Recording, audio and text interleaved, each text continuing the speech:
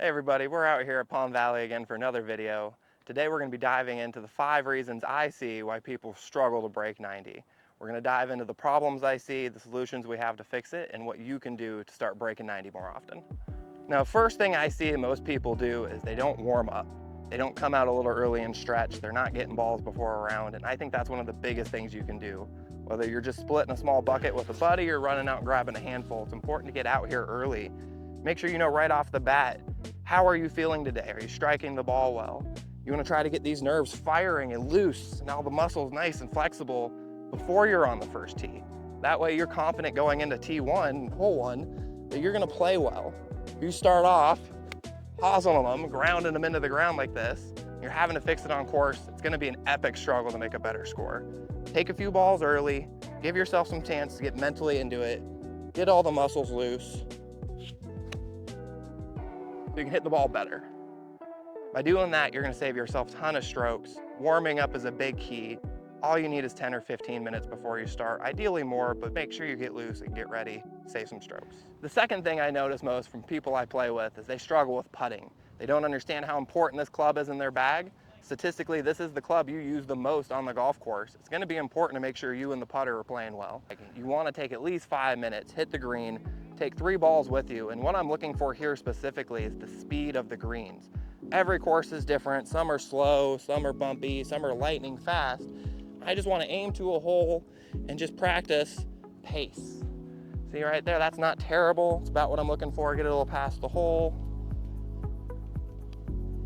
Right there, see that's well short. I want to at least give it a look, and we'll give it one more here.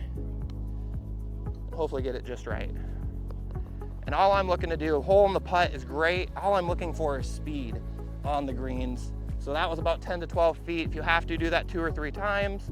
Now we'll go in a little closer to a different hole here. Now I'm at about probably 6 or 7 feet, and just same concept. I'm not over reading the putt right away. I'm just giving it a roll to the hole, making sure that I have these speeds dialed in. The last thing I want to do is be struggling out on course, giving up 3, 4, 5, maybe more strokes with just my putter. Now the last thing I'm going to do, great, it'd be good to be 10, 12 feet or closer the whole day, but they're still going to be farther away holes. So you want to make sure you don't take too much time with this, but you still want to be able to judge a faster or a longer, possibly tougher putt. So here I'm probably closer to 25, 30 feet away to the hole out here. Same concept, 3 more balls. And we're just going to try to dial this in. That's well by it right there, right? And I don't want that to be on the golf course. By the time I get on course and I'm keeping a score, I want to feel confident in what I'm doing. So let's see if we can dial that speed in. That's a lot better. Go in. Oh yeah. And then one more.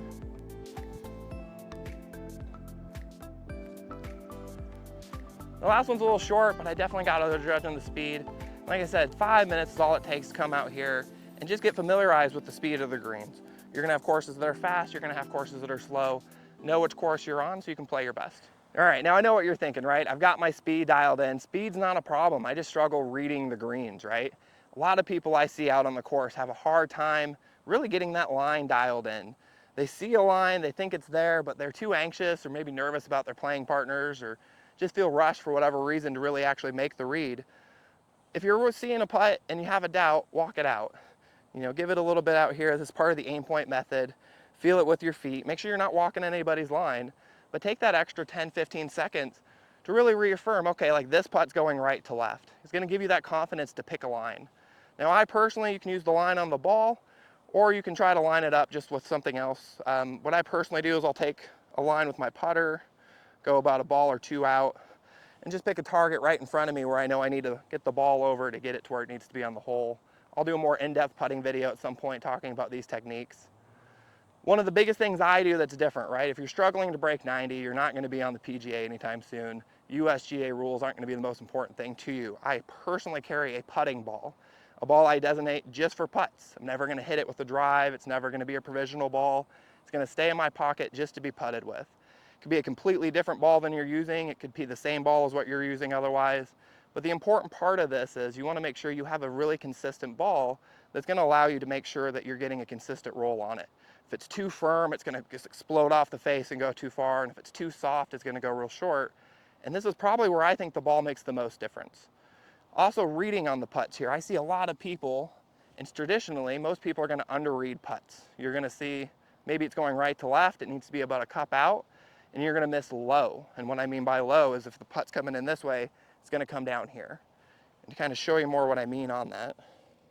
So right here, if I don't give it enough break, it's not going to get the hole. Not giving it a chance to lip in. I'm not giving it a chance to be in a good spot. If you're having a hard time and you see consistently you are missing it low on the bottom side, make sure that you start aiming maybe a little higher. Get to the point that you miss it more on the upper side rather than the middle side. Those putts are always going to be closer. You're going to get some of them that sneak in the hole, and you're just going to hole more putts by making sure you're reading enough break.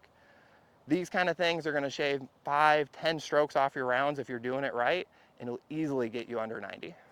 All right, the third thing I see most from the people I play with and the people I'm observed and why they don't break 90 is just poor course management. You come out here, you're picking driver up on every hole.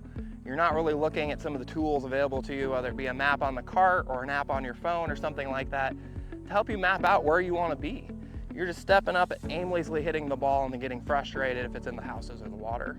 I'm out here on the west course at Palm Valley. We're on the first hole, and according to my golf app here, I use the Golf Pad app currently, but we are going to be switching to something that calculates my handicap as well.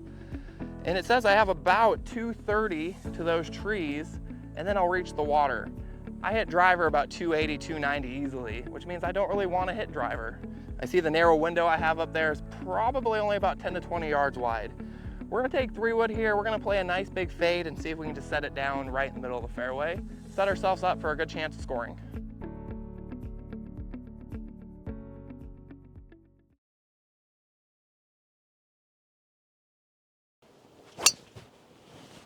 There we go, that's perfect. Just right over the right side of the pole. Might be a little bit in the right rough, but that should be in a great playable area. It's gonna set me up for a chance at a good score. All right, so today I'm also playing with my friend TJ Braun, who's gonna be fixtured in some of this video as well, and he's hit a perfect shot for course management. We've probably got about, what, 170, 180 TJ over the water? How far did it say you have to the hole? I can check. Yeah, so TJ has a hard time getting that kind of distance. It would be so easy for him to say, oh, I'm just gonna hit it in the water and hope to get it over. But instead he's taking the smarter play here. We've measured out a distance to the right. We're getting it into an area where he has a good miss, and hopefully he'll hit a good shot.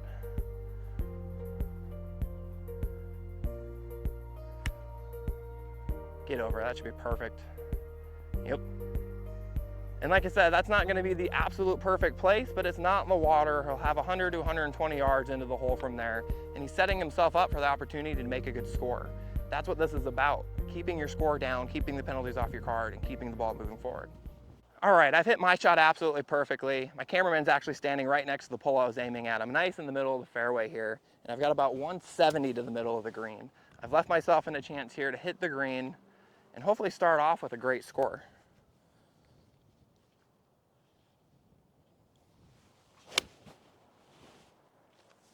Just to the left of it.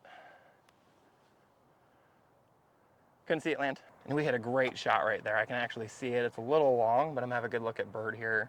Hopefully 2 putts for a par. And just like I said, just planning your way around the course is gonna make such a huge difference. Know where your misses are, know where the penalty areas are, know where the bigger grass areas are is probably the simplest way I can put it, to make sure that you're getting the ball closer to the hole. If you're struggling to break 90, you don't need to be playing for par every hole. Play for a bogey, play for a double bogey. Just try to keep those bigger numbers off the card.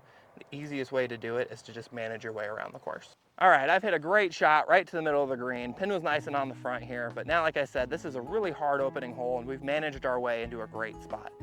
Walked the putt out. It's going down the hill. It's going pretty aggressively right to left. And this is gonna be quite a touchy putt, but at least now I've got a great chance to make a good score on what's probably one of the hardest holes on the course.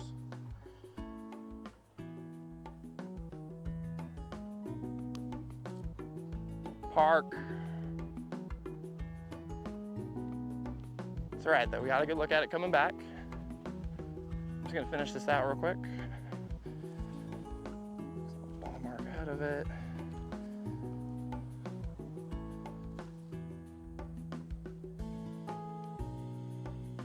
Wow, that's a tough bogey right there. However, it could have been worse. We didn't have any balls in the water. We got it on the green, and we gave ourselves a good chance to do what we're trying to do, which is just break 90. Bogeys aren't a big deal on that, and we can just move forward. All right, the fourth thing I see most from people is they compound errors. Now, if you come out to this golf course and you think every shot you're gonna hit's perfect and you've been practicing so well and it should all just go amazing, you get real mad because it doesn't, you're in the wrong right off the bat. As you probably saw over a recent weekend here, even Scotty Scheffler will hit the hosel from time to time. Not everybody hits good shots. I'm here on the second hole on the west course. I've yanked it out to the left. I'm in the desert near a bush with a tree. And this is my chance to just take course management a little more seriously. I could try to sit here and hit kind of this weird, awkward shot where I'm probably gonna either A, miss the ball, B, hit it in front of that tree, or C, yank it more out into the desert. Or I can just take my medicine and get it out to this nice green grass over here to my left. A lot of people I know want to hit that nice hero shot, but this is the opportunity to save some strokes by just getting the ball back to the grass. I'm going to take a nice lateral movement out here to my left and just get it into a spot where I'm playing well.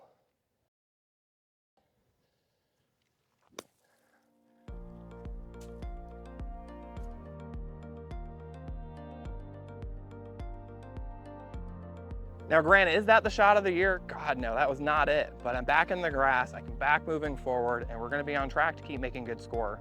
Doing dumb things and making errors just compound into what could turn into a double, triple, or quadruple bogey are some of the main things keeping you from making a score under 90. Keep the ball moving forward, keep the ball in the grass when you can, and just trying to keep your ego in check too. You gotta get it to the point where you're comfortable and in a spot you can play from. All right, so we've hit the ball over here. Now we've got about 185 on what is still a very long hole on this course, but we're nice and in the grass now. I'm not having to worry about my feet slipping out in the rocks. I'm not having to worry about fighting that bush. I'm in a spot now where I can just focus on getting the ball in a good spot, hopefully on the green. Like I said, we just wanna keep from making the big numbers. Left of the green, or left side of the green. Should be a good number though. Oh, it's short. I'm okay with that though. All right, now we've hit a great shot up here. We're a little short, which is kind of where I prefer to be. We got a nice chip now where we can do the bump and run I've kind of talked about in some of my other videos. And now we're hitting our fourth shot. So we need to get up and down from here for a bogey. But I want to make sure at worst I've got a double here. Like I said, managing expectations is going to be a big part we talk about here in a minute. And making sure that you're not compounding these errors and making bigger mistakes out of little mistakes. We were over in that bush. I could easily hit 2 from the bush to 3 feet in front of me, 3 into another bad spot, 4 over around the green, struggling to get on in 5, wind up making triple or quadruple bogey. Now we got a good chance to keep the bigger number off the card. See if we can get this up and down and then make a good score.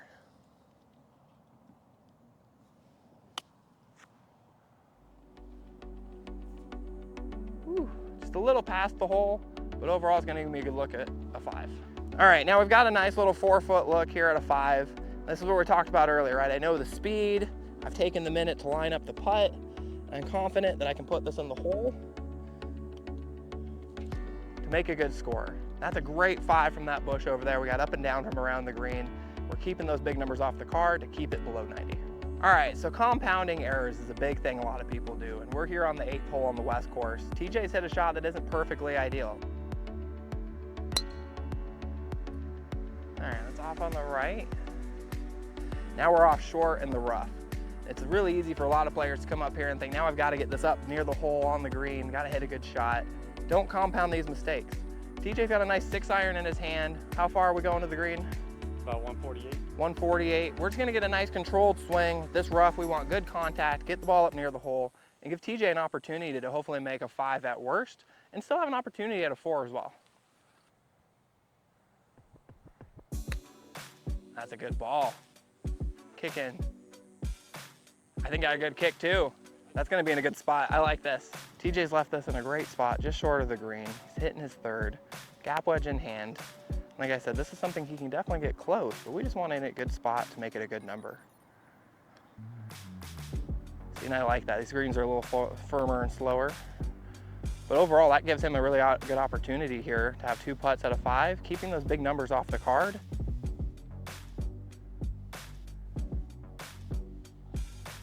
No, I like it. Hit it. That's a good putt there. And you'll notice TJ trying to make sure we got to pay attention as it goes by the hole too. We want to make sure we get that read coming back. Now we've got a great putt here. This is what we practice for. Breaking right to left, nice and firm on the right side of the cup here. Let's get that 5. Right there, that's exactly what I'm talking about. TJ put himself in a spot where he could have made bad mistakes there. Tried to do a bad swing out of that rough, put himself in another bad spot. Said he put himself in a better area, made a good score, and he's on track to hopefully break 90. All right, and the final thing that I see most that everybody messes up, me included, is you don't do a good job managing your expectations going into the round. If you've been practicing all week, all month, all year, it doesn't matter. You might come in with the most confidence thinking, today's the day at 90, I'm gonna break 80. I'm playing amazing. But that's not always the way to go about it. You gotta come out with realistic expectations of what your score's been, what it could be, and you just gotta take it shot by shot. You've also gotta keep your ego checked at the door. A lot of people come out and think they've got to keep up with everybody else. They've got to hit the ball just as far as everybody else. And if they're playing bad, they start worrying about all this anxiety type stuff of like, oh, they must think I'm terrible. They're the worst golfer they've ever seen. We all have those feelings. You got to not let it bother you. We're here right now on the, 7th hole on the West Course at Palm Valley. It's 215 yards playing into wind. I've got a 4-iron. I've got a lot of friends that see me grab an iron and think I need to grab an iron too. They'll come up and hit the ball about 100 yards out there, and it's just awful. Realistically, we're here with TJ. TJ, how far would you say you hit your driver? Maybe 210 at most. See, and that's perfect. We got 215 to the middle. Driver's gonna give him the best chance to get to the middle of the green, to get somewhere where he has a good scoring opportunity and keep those bigger numbers off the card. And we're not gonna let ego impact that, right? It doesn't matter how far you hit it. He's beaten me on this hole with the driver. I've made a bogey or a double, and he's made pars. So right here, let's see how TJ does.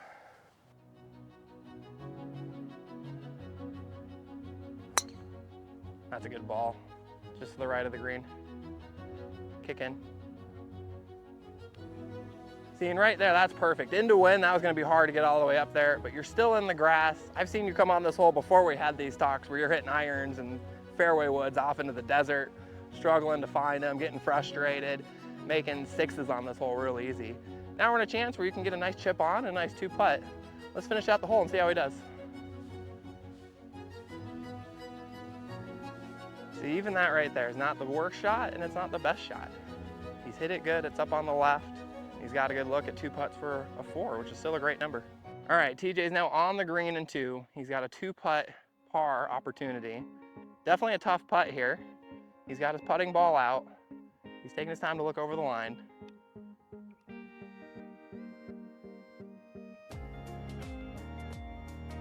Oh, it may need to go. I'm not mad at it though. Let's see if he can finish it out. Like I said, managing expectations though, right? He's gotten it to the point where he's got a good scoreable opportunity. 4 would be awesome, but a 5 isn't the end of the world.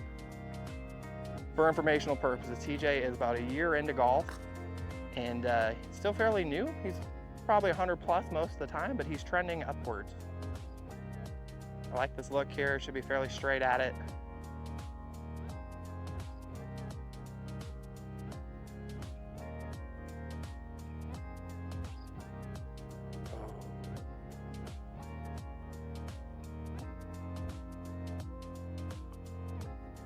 I like that. And while that's a 5, it may not be the best score he's ever made. He's not writing a pickup 6 where he's out in the desert in the woods and just worried about, well, let's pace a play, right? Let's keep this going. It's a good score. It keeps the bigger numbers off the card and keeps his confidence moving forward onto the next hole. All right, and part of setting expectations, like I said, we want to make sure you come into your round with an idea of how you want it to go. And if you set those expectations to, I want to break 90, I want to break 85, I want to make a great score, I'm going to tell you right off the bat, you're going to have a hard time doing it. I found out over the years of me doing this that the days that I feel like I'm going to break 90, 85, 80, I usually come out and shoot 10 over that goal. And I just spend the whole time frustrated and angry that I'm putting all this time and effort in, not getting the result I wanted. Then I have days that I think I'm going to shank everything and my form's off and my back hurts. And I say, I'm just going to have fun with the guys today, maybe make some friends if I'm playing on my own and just enjoy the beautiful sunny day that I'm out doing it. And usually that makes it so much better. Those are the days that surprisingly I've shot in the 70s. And when I come out thinking it's just gonna be awful and well, who cares? I just need to have fun. So the overall point of that is just come out with the mentality of have fun, manage your way around the course. But if you take this too seriously, you're just not gonna have fun. I saw in another YouTube video, I really wish I could remember the guy that said it. He says he takes it serious golf about 60 seconds at a time. Put the tee in the ground, line up where you're gonna go, think real hard, imagine the perfect shot you wanna hit. Whether it's good or it's bad, check back out and just go back to laughing with the guys. Do more of that and you can make a better score. All right, we've been playing 18 holes so far using these exact principles I've been teaching you, why I see other people not breaking 90, and so far I'm well on pace. We're teeing off on the 9th hole on the north course currently. It's par 5, driving range right, water left. It's a tough hole, currently sitting at 79. So we should break 90 pretty easily, I hope. And we're hoping to keep this under 80, 85 would be, if I could make a par here in 84 would be fantastic, but we gotta finish strong. I really hope you're enjoying these videos I'm making, and let me know in the comments below if this is stuff that's working for you or if you've got other stuff going on. Big shout out to TJ for being in the video, and look for him some more as well. He's really working on his game, and I've been using these exact principles you'll see in my video to help teach him. So far, he's getting a lot better. Let's go ahead and finish the hole and see how this goes.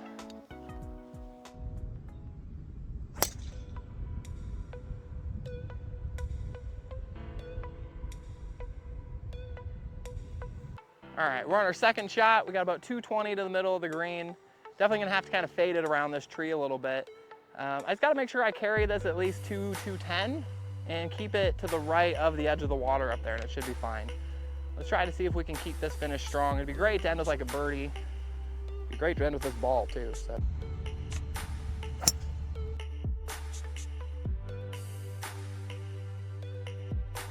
Yep, it's right. That's gonna be fine. All right, third shot here, we've left it well to the right. We're off in the dirt, and exactly like I talked about, let's not compound any errors here. I'd love to get a shot really close to the hole, but here I realistically am just thinking get something up or around the green. Even if I'm chipping again, I know my practice will pay off and I can get up and down from around the green. So I just need to make sure, more important than anything, don't do anything to make this situation worse. I just need to hit something nice.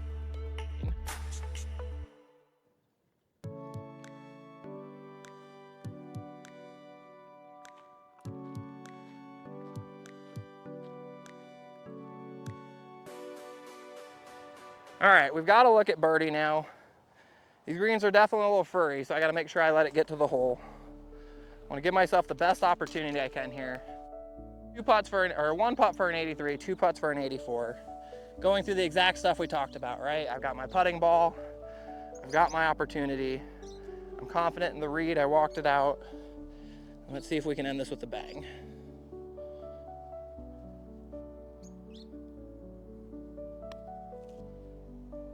Oh, not quite the bang I wanted, but still a good finish.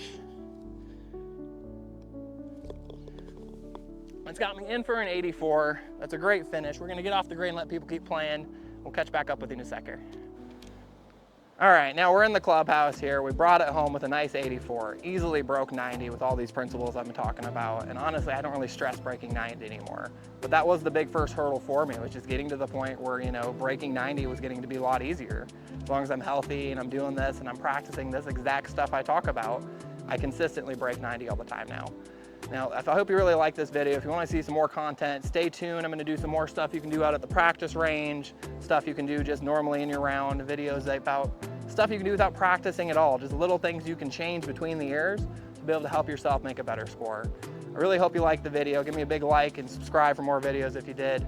And let me know in the comments some more videos you want to see in the future. Thanks so much for watching. We'll see you next time.